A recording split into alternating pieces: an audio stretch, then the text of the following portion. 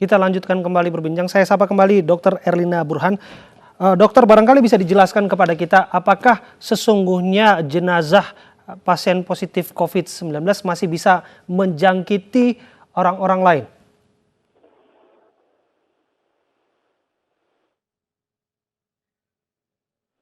Dr. Erlina? Baik, nampaknya ada gangguan komunikasi kami dengan Dr. Erlina Burhan. Saya sapa dulu Pak Uus kembali. Pak Uus, bisa dijelaskan kepada kami jika akar permasalahannya adalah soal literasi masyarakat di sana, apa upaya yang dilakukan tim Anda untuk memastikan bahwa masyarakat mengerti persoalan ini dengan benar-benar utuh? Oh iya, setelah ada penolakan, kemudian kami bersama dengan dari gugus tugas itu langsung turun ke lapangan, bahkan dihadiri juga oleh wali kota dari Badan Dim Pak Kapolres, gitu. Kami turun menjelaskan kepada masyarakat, meyakinkan kepada masyarakat bahwa pemulasaraan jenazah yang kebetulan korban COVID-19 ini kita sudah memberlakukan protokol yang sangat ketat. Kita sampaikan kepada masyarakat bahwa jenazah itu sudah dirawat, kemudian di wrapping, dibungkus dengan plastik, gitu kan. Kemudian kita masukkan kantong jenazah yang memang tidak tebus pandang. Kemudian segala proses itu kita selesaikan sampai dengan tata cara penyegelan daripada peti jenazah itu. Kita yakinkan kepada masyarakat bahwa itu tidak mungkin lagi ada, kalaupun ada ceceran-ceceran itu sudah tertahan dari segel-segel yang memang sudah kita lakukan saat pemulasaraan jenazah, dan itu tidak akan mungkin ada ceceran yang keluar yang bisa berakibat menularkan kepada yang lain atau mencemari lingkungan di sekitar tempat penduduk tinggal. Nah, ini kita yakinkan betul kepada masyarakat, ya. Baik, terima kasih Pak Uus Supangat, juru bicara gugus tugas penanganan corona di Tasikmalaya sudah berbincang bersama kami. Saya sapa kembali Dr. Erlina. Ya, Dr. Erlina, dari sini kita belajar bahwa tidak sedikit sesungguhnya warga yang belum memahami betul bagaimana penanganan jenazah corona ini. Bisa dijelaskan kepada kami bagaimana sesungguhnya metode yang paling tepat menjelaskan ini?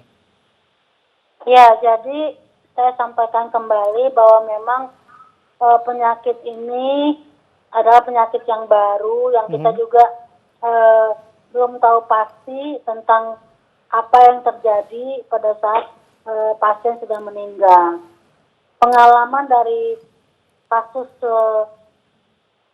wabah flu burung sebelumnya, itu virus itu ternyata masih bisa ada di cairan tubuh. Itulah sebabnya maka pemulasaran jenazah itu diambil alih oleh rumah sakit karena memang sudah terlatih dan keluarga tinggal menerima sudah bersih. Jadi tidak perlu lagi dibuka, dibongkar, tinggal barangkali kalau orang Islam disolatkan, kalau yang lain ya mungkin dengan cara sesuai dengan agama masing-masing. Tapi sesungguhnya tujuannya adalah untuk mencegah penularan, dan itu yang sudah diterima itu sudah aman. Jadi semestinya tidak ada lagi penolakan. Karena itu semua sudah diproses sehingga aman untuk dibawa. Begitu. Soal resiko penularan apabila jenazah pasien positif COVID-19 ini dimakamkan, apakah ini masih besar kemungkinan bisa menjangkiti orang-orang lain? Ya, mestinya enggak ya, karena dalam proses itu kemudian kan mayat itu sudah dibersihkan, dimandikan, dan kalau orang Islam kan dikafani, kemudian memang ditutup dengan plastik ya. Jadi dengan demikian diharapkan tidak menular lagi, jadi sebetulnya aman. Dari sini kita harus sepakat bahwa setiap pasien yang jenazah pasien positif COVID yang sudah dimakamkan tidak berbahaya bagi siapapun yang ada di sekitarnya. Tidak, asal tidak dibuka plastiknya ya. Asalkan plastiknya tidak dibuka, kemudian ini juga dimakamkan dengan rapi dan layak begitu ya? Ya, sesuai dengan proses ketentuan agama masing-masing ya. Bagaimana dengan kremasi? Ini juga menjadi pilihan yang tidak sedikit juga dilakukan. Mengapa ada tendensi untuk melakukan kremasi terhadap jenazah pasien COVID-19? sebetulnya tidak ada ketentuan mesti dikremasi. Kremasi itu kan sesuai dengan kepercayaan yang agama tertentu kan mereka melakukan kremasi. Tapi tidak untuk orang Muslim biasanya. Jadi sesuai dengan tata cara agama masing-masing saja. Jadi tidak ada ketentuan bahwa jenazah dari pasien COVID ini harus dikremasi. Itu tidak benar. Mestikah seharusnya pemerintah atau yang berkepentingan dalam hal ini menyiapkan taman pemakaman umum yang khusus untuk pasien COVID-19? Saya rasa tidak perlu ya. Jadi bisa dimakamkan di pemakaman biasa. Di tempat pemakaman biasa itu tidak menjadi masalah ya, Dok? Iya, siapa yang ditularkan kalau ada di pemakaman? Oke. Ya. Kalau kita lihat berkali-kali juga dalam metode pemakaman ini kan petugas itu menggunakan pakaian lengkap ya, yang ini terstandar begitu, Dok. Mengapa ini begitu penting, Dok? Itu lebih ke arah upaya precaution, artinya lebih ke arah upaya membentengi diri. Dan ini tidak perlu dilakukan oleh semua pengunjung, hanya kepada petugas yang memang berkontak dengan jenazah. Jangan-jangan ini yang membuat masyarakat sedikit khawatir, Dok, melihat jadi memang mekanisme pemakaman dengan kelengkapan alat seperti ini yang memang tidak lazim. Iya, jadi memang perlu sosialisasi kepada masyarakat bahwa yang memakai APD lengkap itu hanya petugas, karena petugas ini berinteraksi, berkontak erat dengan orang sakit maupun jenazah. Tetapi tidak untuk keluarga. Apalagi jenazahnya kan sudah dilakukan penyelenggaraan, sudah dibungkus pakai plastik juga, jadi sungguhnya ini aman, tidak perlu dikhawatirkan. Jadi mohon pada masyarakat tidak menolak, karena ini sudah aman. Siapa yang bertanggung jawab penuh untuk memberikan informasi ini secara utuh kepada masyarakat? Ya tentunya yang berwenang ya, jadi bisa saja ditentukan saja. Mungkin dinas kesehatan atau pemda setempat itu bisa dibicarakan, dikoordinasikan. Ya, dari sini kan kita bisa belajar, Dok. Andai kata misalnya jenazah yang seharusnya dalam waktu tertentu ya sudah diukur oleh tim yang memang harus dimakamkan begitu, dan ini juga harus terhadang ambulansnya misalnya dan sebagainya, ini kan bisa menimbulkan risiko lain yang tidak terduga, Dok. Menurut saya sih enggak ya, karena kan ini jenazah sudah di dalam peti, ya nggak mungkin lagi itu kemudian menularkan kecuali disentuh-sentuh ya. Ini kan sudah di dalam peti, jadi nggak masalah juga. Jadi selama itu di dalam peti, andai kata memang ada negosiasi dengan masyarakat yang menghadang upaya pemakaman seperti ini, itu tetap aman ya, Dok ya, dalam jangka waktu 24 jam atau 2 hari berturut-turut. Itu aman, karena aman makanya nggak usah dihadang-hadang. Itu saya kira berlebihan. Jadi penghadangan justru ini yang menjadi penular adalah orang sehat atau orang yang terlihat sehat pada sakit lalu berkeliaran di mana-mana, berinteraksi dengan yang lain dan memungkinkan dia mengeluarkan droplet dari bicara, tertawa, batuk atau bersin. Kalau ini kan sebetulnya mayatnya sudah nggak batuk kan, sudah nggak bersin. Ini justru aman. Make sense, itu logik sekali, Dok. Bergabung bersama kita sebetulnya ada Gubernur Sulawesi Selatan ini Profesor Nurdin Abdullah. Assalamualaikum, selamat sore Pak Gubernur. Waalaikumsalam, selamat sore. Ya, Pak Gubernur, kami mendapatkan data juga di wilayah yurisdiksi Anda ataupun kewenangan Anda itu ada juga ataupun tidak sedikit warga yang menolak pemakaman jenazah pasien COVID-19. Apa tanggapan Pemprov, bagaimana upaya memberikan informasi yang jelas? Ya, memang itu menjadi persoalan kita di Sulawesi Selatan ya. Tetapi alhamdulillah kita bisa memberikan pemahaman kepada masyarakat sehingga hampir semuanya bisa kita makamkan. Nah, ke depan mulai hari ini kita sudah menyiapkan pemakaman khusus untuk COVID-19. Jadi insya Allah tidak akan lagi ada masalah ya. Karena memang kita juga memahami sosialisasi kita kepada masyarakat itu yang kurang ya. Di mana lokasinya, Pak Gubernur?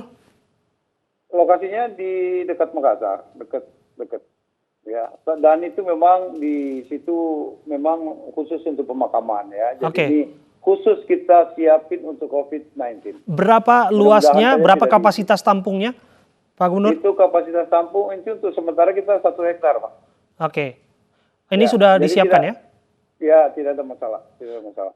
Kita sudah tadi bersama tim gugus tugas ya, kita sudah melihat dan sekarang sudah dalam proses. Ini ada di Kota Makassar? Ya. Ada di Kota Makassar. Apakah artinya bahwa setiap jenazah yang ada di sekitar Makassar atau barangkali di wilayah lain di luar Kota Makassar juga akan diboyong ke sana untuk dimakamkan? Enggak. Saya kira daerah lain, yang penting ini kan kita harus sinergi semua, bagaimana memberikan sosialisasi kepada masyarakat, para alim ulama, pemerintah daerah, bekerja sama tokoh-tokoh pendidik, ya, tokoh-tokoh agama, menjelaskan bahwa ini bukan aib, ya. Dan ini juga kalau sudah dimakamkan tidak akan terjadi lagi penularan. Jadi saya juga berharap supaya masyarakat ini jangan mengompor-ngompori gitu, ya. Itu Pak Gubernur, itu hal terakhir yang bisa kita harapkan terjadi, bahwa ada mispersepsi tengah masyarakat bahwa disiapkan taman pemakaman khusus begitu. Jadi yang umum ini menjadi ditolak begitu oleh warga sekitar. Bagaimana tanggapan Anda? Iya, saya kira ini kan soal bagaimana mensosialisasikan saja ya. Jadi masyarakat ini sekarang ini hampir boleh kata mereka stres ya, terus panik ya. Ditambah lagi ya, apalagi di Makassar itu rata-rata pemakaman kan sekelilingnya itu perkampungan ya. Cuman memang kita perlu memberikan pemahaman kepada masyarakat ya. Saya kira itu aja, Pak. Tapi insya Allah pemerintah Provinsi Sulawesi Selatan sudah punya solusi ya. Insya Allah metode seperti apa yang paling tepat untuk menjelaskan ini kepada masyarakat, Pak Gubernur? Ini satu hal lain ya sebetulnya, karena ini soal bagaimana kita menganggap orang-orang yang mengidap bahkan jenazah pasien COVID-19. Ini tugas lain yang lebih penting adalah bagaimana menjaga masyarakat tetap melakukan physical distancing ataupun jaga jarak aman. Ya, kita di Makassar memang ya kita akui bahwa sebagian kecil masyarakat kita masih ada yang belum sadar ya, padahal ini sangat penting. Dan saya yakin ini belum peak ya. Masih terjadi peningkatan ya, masih terjadi peningkatan karena kita baru melakukan pemetaan epicentrum pusat penyebaran, pusat penularan ya. Kita sudah mulai petakan. Tapi kita masih ada kesulitan pada tracing kontak ya. Tracing kontak ini kan ya bagaimanapun juga kemarin kita sedikit kecolongan karena hasil lab itu masih lambat ya. Masih butuh 5-6 hari, kadang sampai 10 hari. Baru kita tahu. Padahal yang bersangkutan ternyata positif. Nah, kita belum melakukan isolasi apa-apa. Nah, sekarang ini karena kita sudah bisa mengendalikan sendiri lab kita. Kita punya lab di Balai Laboratorium Kesehatan. Ya. Sehingga ini dalam waktu cepat kita sudah bisa tahu. Ya, sehingga saya kira kita berharap ini terus kita pantau, bahkan sekarang ini oleh tim gugus tugas, kita menggunakan drone, Pak. Kita menggunakan drone untuk mendeteksi suhu badan, ya. Jadi mudah-mudahan ini terus kita petakan. Bahkan sekarang kita juga sudah menyiapkan ruang isolasi bagi bukan hanya PDP, tetapi ODP pun kita akan siapin. Kita sudah siapin, ya. Jadi betul-betul kita kerja terukur sekarang ini dengan tim yang sangat kompak ya. Kita semua bersinergi baik TNI maupun Polri di bawah Komando Pangdam dan Bapak Kapolda ya. Insya Allah mudah-mudahan kita bisa kendalikan lebih cepat lagi. Baik, nanti saya akan berbincang lagi lebih dalam bersama dengan Anda, Pak Gubernur. Kita harus sampaikan informasi ini, adanya jenazah pasien corona yang ditolak oleh masyarakat membuat Kementerian Agama Republik Indonesia mengeluarkan pedoman pengurusan jenazah. Pedoman berisi mulai dari prosedur memandikan jenazah hingga jarak pemakaman jenazah pasien corona.